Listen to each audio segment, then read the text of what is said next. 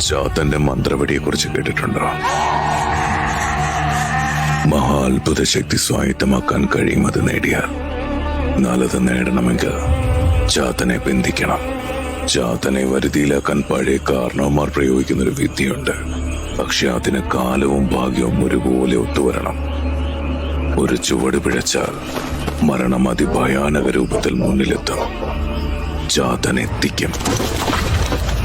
ഭൂമിയുടെ പ്രതലത്തിൽ നിന്നും പൗർണമി ചന്ദ്രന്റെ പ്രഭാരം ഒഴിയുന്ന നേരം കണ്ണിൽ കറുപ്പ് കലർത്തി പലരും കാത്തിരിക്കും ചാത്തന് വേണ്ടി. പ്രത്യേകിച്ച് പ്രസവിച്ച പശുവുള്ള വീടുകളുടെ അടുത്തായി. കാരണം പശു പ്രസവിച്ചതിന് ശേഷം വരുന്ന ആദ്യ പൗർണമി ദിവസത്തിലെ 7-ാം യാമത്തിന്റെ അന്ത്യപാദത്തിൽ ചാത്തൻ പശുവിന്റെ അകടിൽ നിന്നും പാല് കുടിക്കുവാനായി വരും. പൗർണമി പ്രഭയിൽ ശരീരത്തിന്റെ ചൂട് മണ്ണിലേക്ക് പകർന്നു കൊണ്ടുവരുന്ന ആ രൂപത്തെ ദൂരെ നിന്നും കണ്ടാൽ കാത്തിരുന്നവർ മെല്ലെ കാടിന്റെ മറവത്തേക്ക് മാറും. അത് ചാത്തനാണെന്ന ലക്ഷണം നോക്കി ഉറപ്പിക്കാം.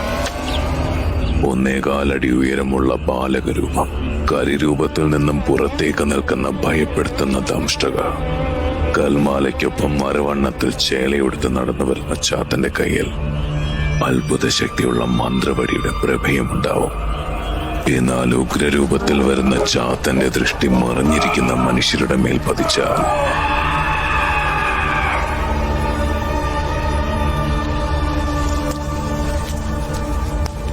ചാത്തന്റെ ഈ കഥയ്ക്ക് ഒരു 2-ാം ഭാഗം